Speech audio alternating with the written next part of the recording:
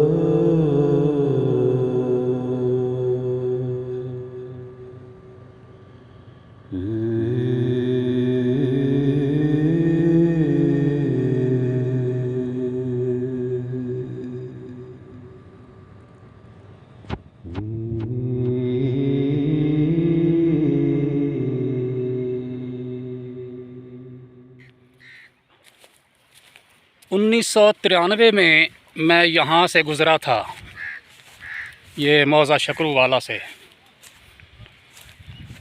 पैदल सफ़र में था, और सफ़र था एक लामहदूद मुद्दत के लिए। पैदल था और दरियाए रावी के बीचों बीच सफ़र कर रहा था। जब मैं सराय सिद्धू के एरिए को क्रॉस करता हूँ तो आगे फिर ये शकरू वाला है। गहरे पानियों में दूर से मुझे माल डंगर दिखाई दिया, एक साथ घोड़ी भी थी। तो कोई ज़िम्मेदार किस्म के एक आदमी थे, वो घोड़ी के ऊपर बैठे हुए माल मवेशियों को पानी पिला भी रहे हैं दरिया के गहरे पानी में, और उन्हें नहला भी रहे हैं। घोड़ी पर इसलिए सवार हैं कि पानी गहरा था। तो मुझे दूर से ही जब ये मंज़र नज़र आया ना, तो मैंने कहा ये ज़िम्मेदार लोग थोड़े से उखड़ मिजाज होते हैं, मुझे इस बंदे से ज़रा कतरा के निकलना चाहिए, क्योंकि पूछ गछ करेगा, परेशान करेगा। मेरे पास तो कोई जवाब भी नहीं है कि मैं यहाँ क्यों घूम रहा हूँ, किधर जा रहा हूँ। तो वो जो सफ़र था ना, वो एक अलग दास्तान है, वो भी मैं कभी आपको सुनाऊंगा, कुछ उसका कुछ हिस्सा अभी सुना देता हूँ। तो मैं ना परे परे, दरिया यहाँ से काफ़ी चौड़ा है, क्योंकि ये कटे फटे किनारे हैं, तो काफ़ी चौड़ा, कहीं तंग कहीं चौड़ा। तो मैं ना बहुत दूर से होके गुज़रने लगा। उस शख्स की नज़र पड़ी तो उसने तो भाई मेरा रास्ता रोक लिया, आवाज़ दी, भाई इधर आ, कौन हो, कहाँ से आ रहे हो, किधर जा रहे हो। तो मैं बड़ा घबराया। मैंने बड़ा किस्सा गोल करने की कोशिश की। मैंने कहा ये जी, ये जो अगला खूह है ना, अगला एरिया है, वो फ़लाने नाम की बस्ती है, मैंने उधर जाना है, ये करीब है, बस अब पहुंचने वाला हूँ। लेकिन उस बंदे की जो खोजी तबीयत थी ना, उसकी तसल्ली नहीं हुई। उसने भाई मुझे घेर लिया और थोड़ा सा तसल्ली दी, नरम लहजे में बोला, अपनी वो जो धोती को निचोड़ते हुए बैठ गया और मुझे कहा इधर बैठो। तो खैर मैं उधर रुक गया, उसके सवालों के जवाब दिए। कहाँ से आ रहे हो? मैंने कहा जी वो हेड सिद्धनई है ना पुराना, उससे परे है मौज़ा होसी हराज मौज़ा सही सऊ, वहाँ से आ रहा हूँ। तो कहते हैं भाई इधर किधर जा रहे हो? मैंने कहा जी अब मेरे पास कोई वाज़ेह जवाब नहीं था। तो मैंने कहा बस यूँ समझो कि मैं अल्लाह की याद में निकला हुआ हूँ। खैर उस बंदे का ये पहले भी तजर्बा था यहाँ से। उसने बताया कि मैंने यहाँ से बहुत से ऐसे मुसाफिर देखे हैं, उनको रोका है, उनसे जान पहचान बनी है। तो उस बंदे ने भाई मुझे रोक लिया, फिर अपने इखलाक से उसने मुझे मुतासर किया और फिर उसने कहा चलो मैं माल मवेशी लेके आ रहा हूँ, मेरे डेरे पे बैठो, दोपहर मेरे पास गुजारो और खाना वगैरह खाओ।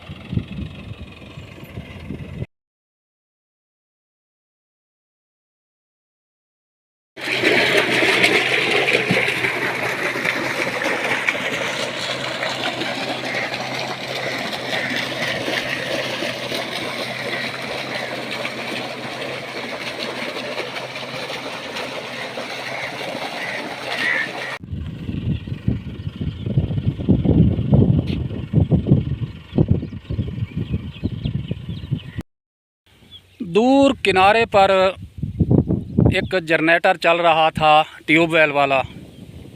ट्यूबवेल वो नहीं जो कुआं खोद के बनाई जाती है, बल्कि जिसका पानी दरिया से उठाया जाता है। वो बिल्कुल किनारा था और कोई एक आध माह के बाद वो गिरने वाला था। जैसे यहाँ कुंड और शकरूवाला के आसपास जो पानी का बहाव है वो किनारे किनारे काट देता है ना, तो ऐसी के सिचुएशन बन रही थी। पहले उसका वो ट्यूबवेल आ रहा था, फिर उसका घर आ रहा था, फिर अगली आबादियाँ आने वाली थी उसकी लपेट में। तो इसलिए आज 30 साल बाद मैं दूसरे किनारे पे खड़ा हूँ, क्योंकि उधर से उनकी ज़मीन दरिया में आ गई और इधर से जो नमूदार हुए जो एरिए वो अब उनकी मलकियत में हैं। तो इसलिए आज मैं सराय सिद्धू के इलाके के बजाय इधर कतालपुर साइड पे खड़ा हूँ, क्योंकि वो लोग अब उधर से इस तरफ आए हुए हैं कतालपुर एरिए में, लेकिन मौज़ा वही है शकरूवाला। तो उन्होंने दोपहर के वक्त फिर मुझे जो है ना एक बड़ी गर्मी थी, छप्पर तले बिठाया। तो छप्पर जो है ना बिजली वगैरह नहीं थी, छप्पर तले बिठाया, बड़ी ठंडी हवा चल रही थी। फिर उन्होंने मुझे खाना वगैरह दिया, खाना दे के फिर उस बंदे ने मुझे अपना एड्रेस लिखवाया और ये ताकीद की कि जब तुम्हारी शादी हो ना मुझे बुलाना। उस बंदे के साथ फिर मेरी बनी सलाम दुआ। मैं फिर आगे गया था, दरिया चनाब तक गया, तो वहाँ से फिर कुक्कड़हट्टा की तरफ घूम गया, फिर कुक्कड़हट्टा से कबीरवाला पहुँचा पैदल। तकरीबन मुझे 3 दिन लगे थे पैदल। हालांकि मेरी टारगेट कोई और था, यानी मैंने कहीं और जाना था, तो ऐसे हालात ने मुझे इधर जाने पे मजबूर कर दिया। दारुल अलूम कबीरवाला में पहुंचा था, तो वहाँ बात ना बनी, तो फिर मुझे जामिया गौसिया में जाना पड़ा। तो उस वक्त मैं जामिया गौसिया में जाके दाखिल हुआ था और मैं पढ़ता रहा।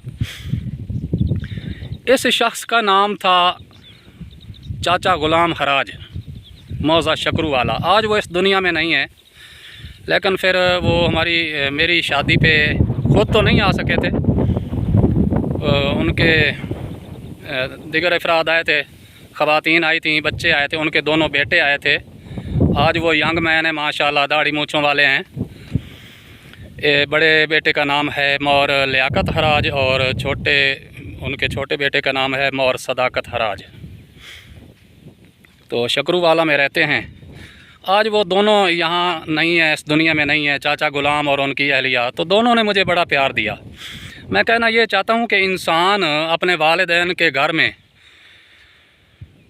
जवान होता है, फिर वो सरबराह भी बन जाता है, बूढ़ा भी हो जाता है, लेकिन एक जगह ऐसी है जहाँ इंसान ना तो जवान बनता है, ना सरबराह, ना बूढ़ा होता है। और वो जगह कौन सी है? वो है ननियाल। अगर ननियाल का प्यार ज़िंदा है तो जब आप वहाँ जाओगे ना, तो वहाँ आपका बचपना लौट आएगा।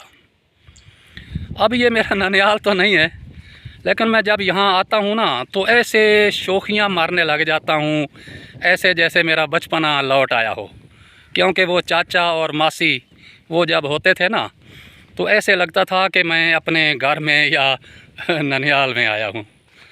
तो इतना मुझे यहाँ प्यार मिला। हाँ, कहानी अक्सर लंबी हो जाती है। मेरी कोशिश होती है कि मुख्तसर तौर पे सुनाऊँ, लेकिन मैं इसमें कामयाब नहीं हो पा रहा, बात बड़ी लंबी हो जाती है। तो अभी मज़ीद कुछ बातें हैं, मैं आगे चल के आपके साथ शेयर करता हूँ।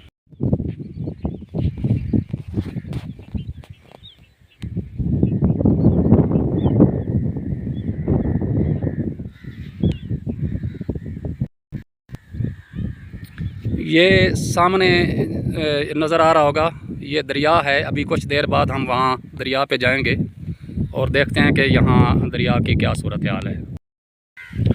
अभी भी जब कि आज वो दोनों मियाँ बीवी इस दुनिया में नहीं हैं और मैं भी बुढ़ापे की दहलीज पे पहुँचा खड़ा हूँ, तो मैं जब यहाँ आता हूँ ना, तो मुझे ये सब कुछ अपना सा लगता है और मैं यहाँ बच्चों की सी शौकियाँ करने लग जाता हूँ।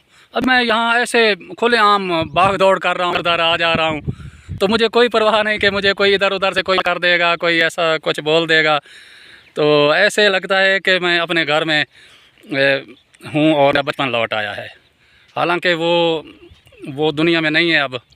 तो फिर मुझे ऐसे ना एक छाँव सी महसूस हो रही है, कोई जैसे इंसान के बचपन में उसके ऊपर, सर के ऊपर बहुत से साहिबान होते हैं, तो ऐसे मुझे फ़ील हो रहा है कि मेरे सर पे अभी भी वो साहिबान हैं। इन्होंने शादी पे शिरकत की थी और मेहंदी भी लगाई थी इन्होंने। और ये जो बच्चे हैं अभी जवान हैं, तनोमंद हैं, तो उस वक्त बिल्कुल छोटे छोटे थे जब मेरी बारात गई थी ना अब्दुल हकीम। तो जब वो स्टेज किस्म के जहाँ दूल्हे वगैरह को या खसूसी मेहमानों को बैठाया जाता ना, तो वहाँ बैठा रहा। तो ये जो बड़ा बेटा है ना, ये इतना बिल्कुल बच्चा था कि मेरी गोद में बैठा रहा था। जब मैंने वो कुल्ला बांधा हुआ था, सेरे लटकाए हुए थे, तो वो काफ़ी वक्त ना मेरी गोद में बैठा रहा ये बच्चा, जो अभी मार लियाकत चाचा गुलाम हराज का बेटा। 2 बेटे हैं उनके, बड़े का नाम है मौर लियाकत हराज और छोटे का नाम है मौर सदाकत हराज। ये चाचा गुलाम हराज के छोटे फर्जंद हैं, मौर सदाकत हराज। फ़ौज का जिक्र कर दे भी कि नहीं?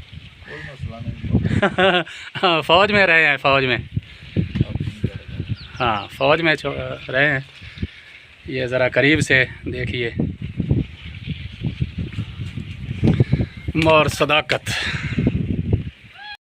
यस बॉस, ये हैं जी मेरे भाई और मेरे दोस्त, हमारे इस इलाके के मौर सदाकत हराज।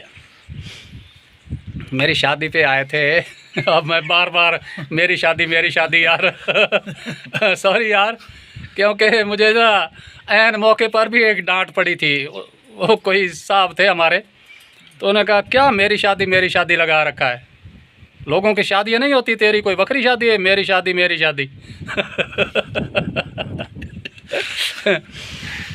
तो ये जनाब ना आए थे जब शादी हुई थी, तो ये बिल्कुल ना बच्चे थे, छोटे छोटे थे, गोद में बैठे रहे थे। ये भाई हमारा वालिद साहब हमें निशानी देकर गए हैं। हाँ, और दरिया पर मिले थे। तो उसके बाद हमारी ये दोस्ती चल रही है, इंशाल्लाह चल रही है।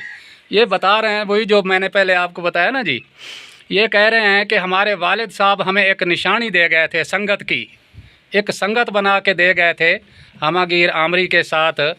तो वो तो दुनिया से चले गए, तो उनकी निशानी आज हमारे पास है, यानी बंदा ना चीज़। बड़ी बात है, बड़ी गाल है। तो ये भी मेरे लिए एज़ाज़ है कि मेरे लिए एक वो ना, मैं उस सफ़र पे निकला हुआ था, बस एक ज़िंदगी मफलूज थी, मुंजमद थी। तो मैं ऐसे ही बग़ैर किसी मंजिल के, बग़ैर कोई सोचे हुए निकल पड़ा। रोज़ और शब के सफ़र में कोई मंजिल नहीं थी, कोई वक्त मुतय्यन नहीं था। तो रास्ते में ये लोग मिले, फिर ये दोस्ती बड़ी कामयाब होके चली है। ये जो संगत थी ना जी, बड़ी कामयाब होके चली है। और आज भी इंशाल्लाह, जब वो चाचा जी नहीं हैं तो उनके फ़र्जंदों ने भी लाज रखी है संगत की और पूरी तरह निभा रहे हैं। हर दुख सुख में आते हैं, हमें बुलाते हैं। तो इस तरह यह सिलसिला अभी तक जारी है।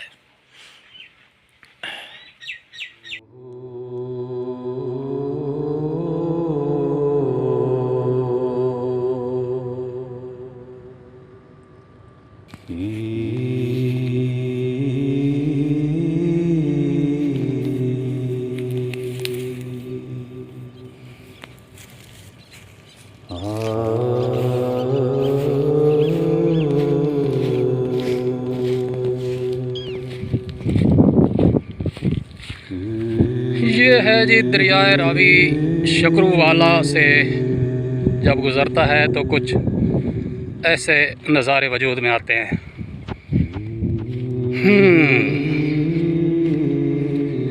अपनी तो ज़िंदगी ही गुज़र गई दरियाए रावी के आगोश में,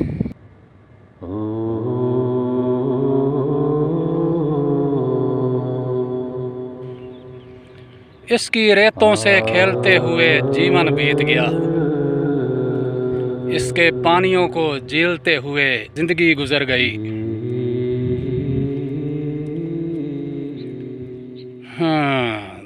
दरियाए रावी। अक्सर सोचा करता हूँ कि इस सैयारे पर पानी की सबसे पहली लहर ने कब सफ़र किया होगा। शुमाल मशरक़ी पहाड़ों से जनूब मगरबी वादियों तक इस पानी ने किस तरह का रास्ता बनाया होगा। ना जाने आज से कितनी सदियां या कितने करन पहले एक लहर नमूदार हुई होगी जिसका कोई किनारा नहीं होगा, जिसका कोई साहिल नहीं होगा। फिर आस्ता आस्ता उसने एक शक्ल ले ली और फिर बाद में वो दरिया बन गया। फिर दरिया बनने के बाद भी ना जाने इसने कितने रास्ते बदले होंगे, कितनी शक्लें बदली होंगी, कितनी बार ये चौड़ाइयों में आया होगा, कितनी बार तंग हुआ होगा। अक्सर सोचते हैं लेकिन इन सोचों का, इन सवालों का कोई जवाब नहीं, क्योंकि ये सब कुछ इंसान के आबाद होने से पहले का किस्सा है, पहले का फसाना है।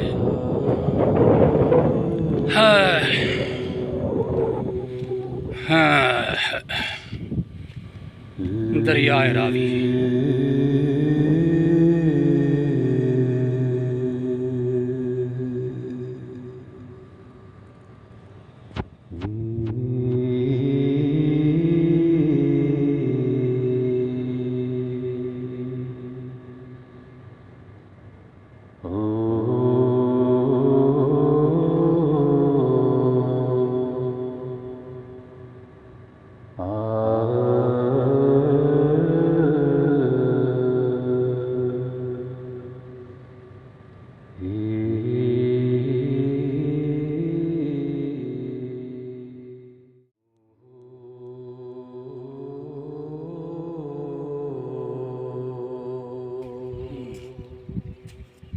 वो बेड़ी पत्तन है, सराय सिद्धू और कतालपुर एरिया को मिलाने वाला बेड़ी पत्तन। और लकड़ी का पुल भी यहीं कहीं है, पता नहीं वो कहाँ है, नज़र नहीं आ रहा। चले, किनारों का कटाव कुछ इस तरह से होता है जैसे अभी ये छोटी सी सूरत हाल नमूदार हुई है। इस तरह इसके किनारे जो है ना, बैरूनी किनारे भी इसी तरह कटते रहते हैं। ये देखिए, ये किनारे कट कट कर गिरते रहेंगे और ये वसअत पकड़ता जाएगा। ये है जी किनारों के कटाव का अमल। ये अभी तैयार है गिरने के लिए। बस यूँ ही इसकी जड़ों में थोड़ा सा और पानी आता है तो ये गिर जाएगी। ये जो बैरूनी किनारे हैं ना, बड़े बड़े मज़बूत, वो भी इसी तरह। ये देखिए, ये अभी नीचे जा रहा है। गिर जा। यस,